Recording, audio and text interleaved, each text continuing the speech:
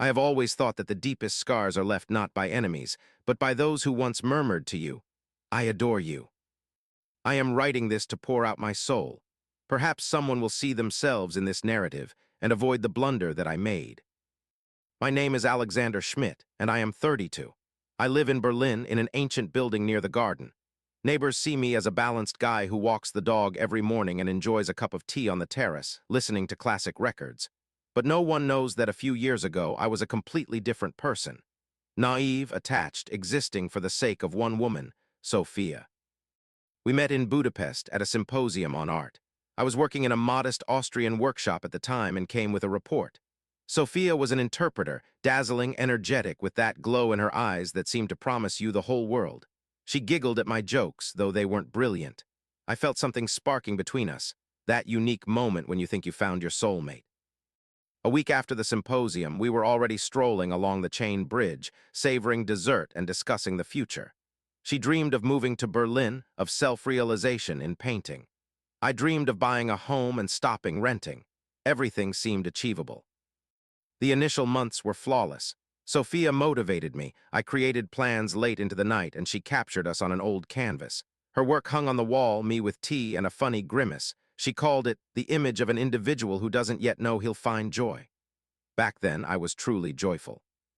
But joy is a fragile thing. It breaks not suddenly, but gradually, imperceptibly.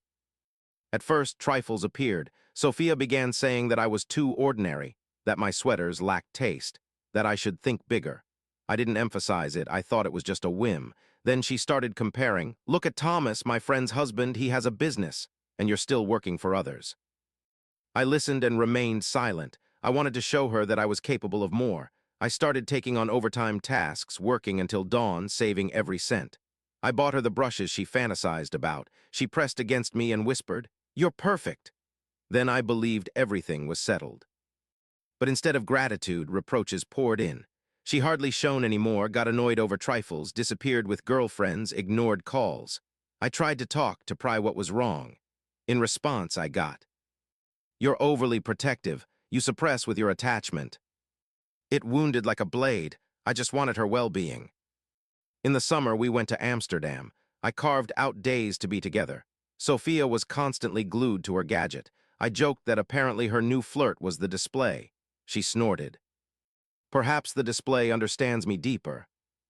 I smirked, but inside everything contracted. Then came the parties where she introduced me as just Alexander. Not my partner, not my dear, just. And then one of those evenings when I picked her up for a meal at Friends, I noticed her sitting too close to some gentleman. Tall, self-assured, in an elegant suit, speaking loudly, laughing even louder. I felt the ground slipping from under my feet. Later, she assured me it was just an acquaintance, but her eyes shone differently. A week later, it all ended. She appeared deep into the night. I sat in the dining room, unable to close my eyes. "We need to discuss," she said without undressing. "What happened?" "Yes, I'm exhausted." "From what?" "From you, Alexander, from this boredom." I was speechless. "You see, you're kind, but not a real gentleman. A real one knows what he wants. He's not afraid of adventures, he doesn't follow norms." I listened and didn't recognize her tone. "Did you meet someone?" I inquired. She turned away. "Maybe. And it's that one, from Amsterdam." Silence, the answer was clear. Then came the slam of the door. And I sat on the carpet, gazing at the painting on the wall, the very one where I smirk with a mug of tea. She named it the image of a joyful individual. Ironically, now it turned into the image of a fool who thought attachment could be earned. That night I cried for the first time in years, not because of her departure, because I lost myself striving to become what she wanted me to be. After her exit, the dwelling sounded different. Steps echoed as if the partitions asked, "Why are you still here?" For a week I didn't remove her mug from the windowsill. Why, I don't know. Maybe I cherished the hope she'd return for it, or simply didn't want to accept that it was the end. Everything that gave my existence purpose suddenly emptied. Work, comrades, even melodies. I showed up at the office, opened the computer, and stared blankly at the monitor. Correspondence, conversations, clients, everything irritated. Once a colleague asked why I looked as if I'd lost a loved one. I chuckled, almost, only not lost but let go. He slapped me on the back and said, "Ladies come and go, don't fixate." But Sophia wasn't just a lady.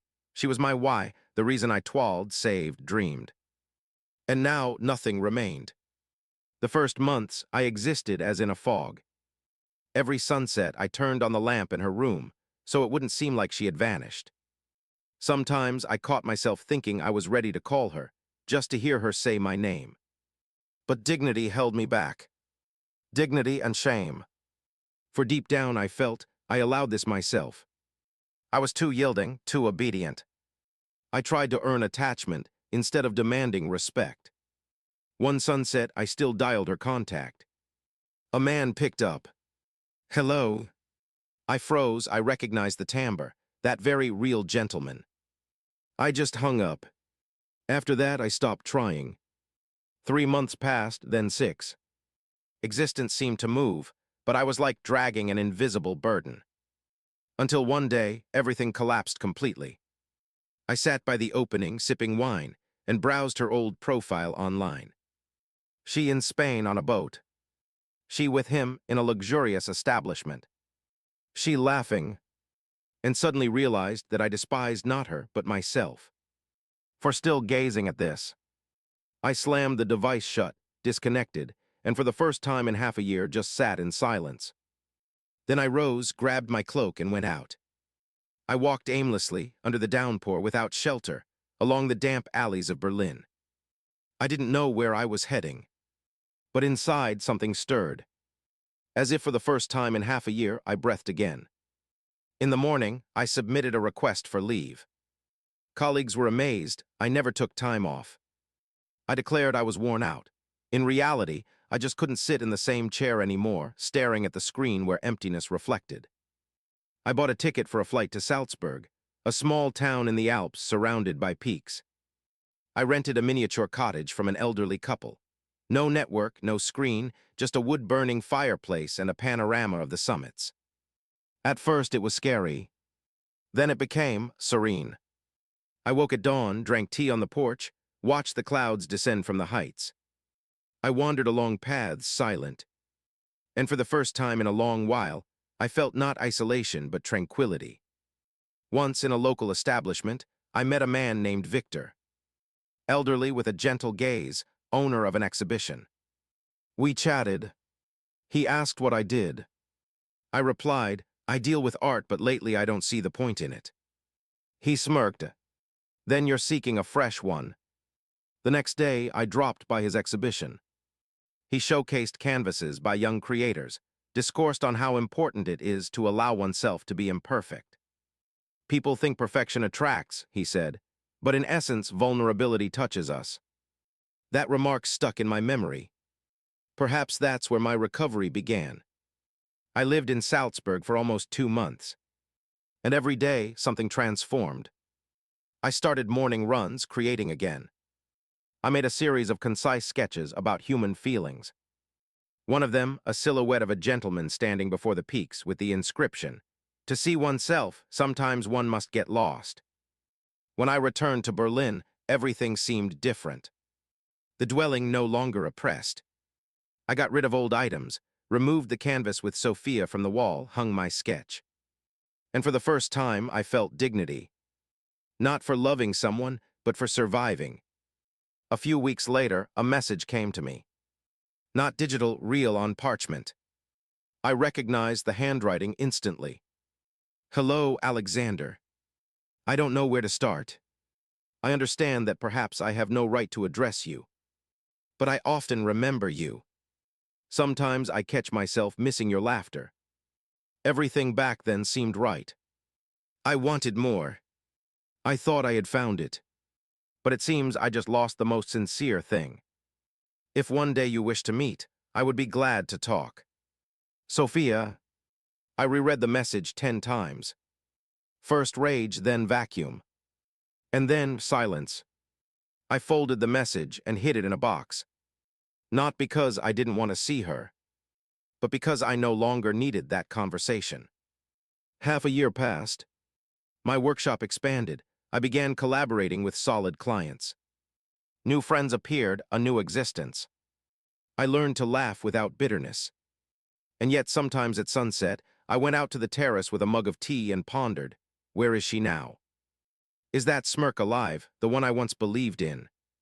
But there was no more torment, only quiet gratitude, for it was her departure that made me who I am. Almost a year passed after that message. I had managed to forget how her timbre sounds. It was at that moment, when the past seemed finally buried, that it decided to knock on the door. It was an ordinary November sunset. Berlin was drowning in reddish leaves. The atmosphere was saturated with the aroma of tea and rain. I had just finished a meeting with a new client, returning to my abode along the Spree bank. The gadget vibrated. The contact was unfamiliar, but started with a Hungarian prefix. I froze. My fingers seemed to turn wooden. I knew who it was. Hello. Hello, Alexander. The timbre trembled but was familiar to the point of pain. Sophia. I'm in Berlin. And what do you want? Pause. Just to talk without reproaches, without the past, can we meet? I didn't respond right away. Inside, two forces battled, interest and dignity. But in the end, I yielded, not for her, for myself. I wanted to set the final line. We met in a tiny establishment in the Kreuzberg quarter. She arrived earlier, sat by the opening as once when we were a couple. But now this was not that Sophia. Her face transformed, not externally but in expression. The smirk, once self-assured and slightly arrogant, became artificial.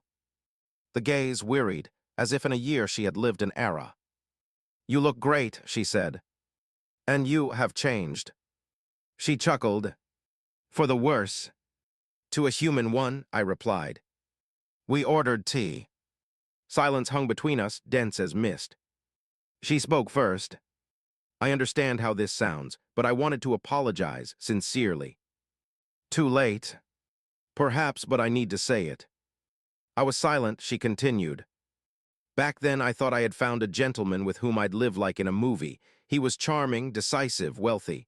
I felt powerful next to him, and then it turned out that I was just an element of his collection. She told how the initial months were like in an ad, travels, gifts, gatherings. And then betrayals began. He could disappear for a couple of days, then appear with a bouquet and say, "You're too impressionable." When she tried to break up, he declared, "Where will you go to your little artist?" I listened silently, without schadenfreude, just as an individual who had already learned this lesson. You know what's the scariest, she said. I often recalled how you looked at me. There was so much tenderness in your eyes. Back then I mocked, called you naive. And now I understand that I just didn't know how to love. She looked straight at me. Are you angry? No. Why? Because now I understand. You gave me torment that became my fuel. Without you, I wouldn't be who I am. She turned away. For a moment, I pitied her. But then I recalled that night, her words, "You're not a real gentleman." And everything fell back into place. We left the establishment. There was a light rain. She walked side by side quietly. Do you have someone? She inquired. No. Why? Because now I choose not with my eyes, but with my heart. She nodded. I still live in Budapest. If you wish, come just as a friend. I chuckled. Friends don't leave each other for real gentlemen. She lowered her gaze. I deserved that. We parted. Without touches, without vows. Only a quiet take care. At home, I couldn't fall asleep for a long time. Her face stood before my eyes. Not the one from before, lively and bold, but the new one with a mix of guilt and remorse. I felt no rage, only a strange vacuum. I opened the opening, inhaled the fresh air, and suddenly realized that I was finally free. Not from her, from the memories. Several weeks passed. Existence flowed its course. But Sophia wrote. At first, concise texts. How are you? Saw your exhibition in the hall, proud of you.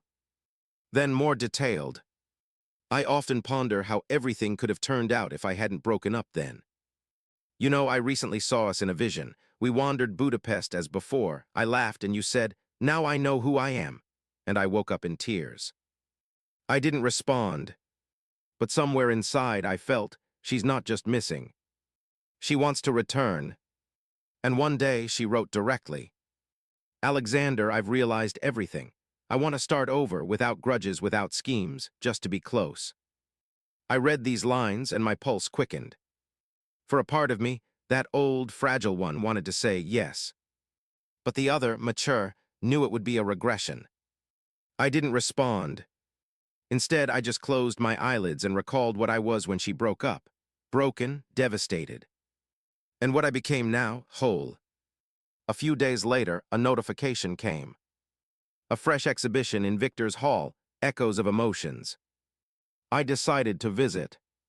The walls featured works by young masters, each like someone's confession.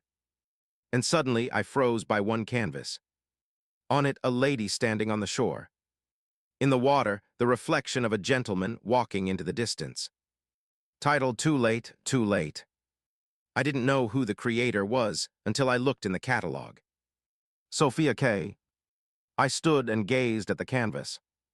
Not with rage, not with sorrow, but with gratitude. For I comprehended we both traversed a path, just in different directions. That sunset, I returned to my abode and sent her a brief text. "I saw your canvas. It's beautiful. And so are you. But perhaps let it remain in the hall. Our time is past." She responded in a minute. "I know. Thank you for once loving me sincerely." I smirked, and for the first time in a long while, closed my eyelids without a burden on my soul. After that exhibition, existence flowed differently, as if someone turned the arrow and time finally moved forward. The past stopped burning. It simply became part of me, like a scar that no longer aches but reminds you of who you were. I began traveling Europe more often, not from escape, from interest. Rome, Brussels, Stockholm, cities where I could be just a spectator, where no one knew my saga. I sat in establishments, sketched people, listened to their laughter, and for the first time comprehended that joy is not someone close, but serenity within. My workshop grew. Clients began turning not only for art, but for the atmosphere I could convey in creations. Many said, "In your concepts, tranquility is felt." And I responded, "Because they are born not from torment, but from insight." I became an invited orator at the Academy of Arts in Amsterdam. They offered me to lead a cycle, feeling and image. I agreed, not suspecting that it was there I would meet the individual who would overturn my existence. Her name was Isabella Morrow, a Frenchwoman, graduate student. Reserved, but with that rare kind of confidence that doesn't need loud speeches. She listened to my lectures not as a student, as an individual who truly comprehends. After classes, she approached, asked questions, not about technique but about essence. "Why do you always say that feeling is image?" "Because without emotion, the image is dead," I replied. We began communicating often after lectures. About melodies, about existence, about what makes people authentic. She never pried about my past. And probably that's why I first wanted to tell. One sunset, we sat on the steps of the ancient academy. Amsterdam hummed quietly in the distance. The atmosphere was fresh, smelling of nuts and damp cobblestone. I told her everything. About Sophia, about how she broke up, about how I fell in Rose. Isabella listened without interrupting. And then said, "You know, in my youth, my father said, a real gentleman is not the one who noisily steps forward, but the one who knows how to hold on when everything collapses." I remembered that, and it seems now I see an example. Her words stuck deep inside. Not because it was praise, because there was recognition in them. We began seeing each other more often. Tea in the mornings, walks through exhibitions, night conversations about why people seek in others what they should find in themselves. With Isabella close, there was no drama. No fear that I don't measure up. There was only tranquility, the very one I sought all my life. Sometimes I caught myself thinking that I smirked just like that, without reason, and then I comprehended I exist again. Once returning from the hall, I received a text. From Sophia. I saw a conversation with you. You discussed the power of forgiveness. Probably I'll never forgive myself, but I'm glad you found serenity. Take care of the one who's close now. I reread the text and smirked. Not because I missed, but because for the first time I felt toward her only one thing, gratitude. I responded simply, "Thank you, Sophia. Everything that was needed. Take care," and deleted the dialogue. Forever. A few months later, I invited Isabella to go with me to Salzburg, there where I once started anew. The cottage still stood at the foot of the peaks, only now it seemed not a shelter but a source of power. We sat on the porch, drank tea, and she inquired, "If you could return to the past, would you transform something?" I pondered. Probably not. Even that torment. Even it, because without it, I wouldn't comprehend what it means to truly adore, first oneself, then another. She smirked. "You really are a real gentleman." "No," I said, "I just no longer disguise myself." At dawn, we went out to the peak of the path. The sun rose over the Alps, and I recalled myself a year ago, the one who stood here alone, broken. Now I stood close with an individual who didn't demand that I prove my power. She simply saw it, and I comprehended. Real gentleman, it's not about power, not about triumph, not about finances. It's about the ability to be sincere with oneself, about the capacity to adore, even when it hurts, and about the courage to let go of those not ready to walk alongside. At that moment, I felt absolute tranquility. The world finally stopped being a field where I must prove I'm worthy. Now it was simply a space where one can exist. And when Isabella took my hand, I comprehended. Here it is, that very attachment in which there's no fear of loss. Only the will to be oneself. 3 years passed. If someone back then, on the day Sophia packed her bag and broke up, had told me that someday I'd be grateful to fate for it, I would have laughed. But existence knows how to astonish. I stood on the terrace of my fresh dwelling in Zurich. No pomp, no luxury, just an abode where everything is created with soul. Panorama of the river, atelier with wide windows, volumes, canvases, the aroma of tea in the mornings, and Isabella's laughter somewhere below. Isabella. She became not just an element of my existence, she became its essence. Not because she saved, but because she didn't demand to be saved. With her, I comprehended that attachment is not dependence, but the balance of two autonomous individuals. My firm was now known throughout Europe. We created structures where the main concept was the human saga. Each concept, not just an image, but a feeling. One of the clients once said, "Your activity seems to heal." I smirked and replied, "Because it was born from torment that no longer aches." Once at sunset, I was returning to the abode after a conversation. I had just stepped out of the car when on the gadget's display popped a name I hadn't seen in a long time. Sophia. My pulse didn't flinch. Just interest, like toward a film you've already watched. I opened the text. "I'm in Zurich. Saw your exhibition. It was magnificent. Sometimes I ponder, what if I hadn't broken up then?" I gazed at the display for a long time. In my head there was no anger, no grudge, only silence. I recalled everything, how she called me not a gentleman, how she left for another, how I learned to inspire anew. And comprehended all this was needed.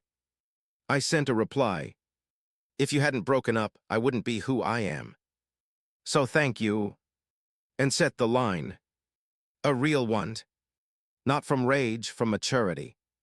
When I entered the abode, Isabella stood by the opening, a glass of wine in her hands. She wore my sweater, hair disheveled, face illuminated by soft glow. She turned to me and inquired, "Did something happen?" "No," I said, "just the past reminded of itself." "And what did you reply to it?"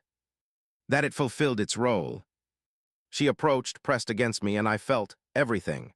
The end is not in speeches, but in tranquility. I owe nothing to anyone anymore. The next day, I flew to Rome for a symposium. The topic of the report, When Torment Becomes a Source of Power. Before stepping onto the stage, I looked at the audience, hundreds of individuals, each with their own saga, their own scars, and said, once I thought that being a gentleman means controlling everything. Being powerful, not crying, not showing fragility. But one day, existence showed that power is not in not falling, but in rising when everything has collapsed, and not becoming embittered. They told me that I'm not a real gentleman. But perhaps a real gentleman is simply one who knows how to be sincere with himself, who can forgive but not return where he's no longer respected. In the audience, it was silent. I saw people in the front rows crying, not from sorrow, from recognition. And I comprehended all this was not in vain. After the report, a young guy approached me, embarrassed, agitated, but with that very gaze I knew too well. He said, "My girlfriend broke up with me for another. I thought existence was over, but after listening to you, I comprehended that perhaps it's just starting." I smirked. "It really is starting, comrade, just not with her but with you." A month later, Isabella and I went to a tiny village in Tuscany. There where the atmosphere smells of basil and sunsets, of wine and the ocean. We rented a cottage amid gardens. No connection, no work, no clamor. Just to exist. Sometimes, sitting on the porch, I pondered how strangely existence is arranged. Everything that seemed the end turns out to be the debut. All who parted freed space for those who were meant to come. And every torment, not punishment but instruction if you have the courage to overcome it. At sunset, Isabella and I sat by the hearth. She laid her head on my shoulder and inquired, "What are you thinking about?" About how perhaps everything in existence is right, even if it seems otherwise. Do you think everything happens not by chance? I think yes, because if not for that torment, I wouldn't comprehend what real joy looks like. Isabella smiled. And what does it look like? Like you now. Then perhaps this is the real gentleman. Perhaps, or just an individual who no longer disguises himself. Later, when I flipped through an old album with sketches, a photo fell from between the pages, old, tattered. On it, me and Sophia, young, joyful in London. I gazed at the frame for a long time and put it back. Not with remorse, with gratitude. Because in this frame was not a crash, but a trajectory. Without her, there wouldn't be me today. As the last line, I wrote in the album. She broke up with me for a real gentleman. And I became him myself. And set the line. A real one. Forever.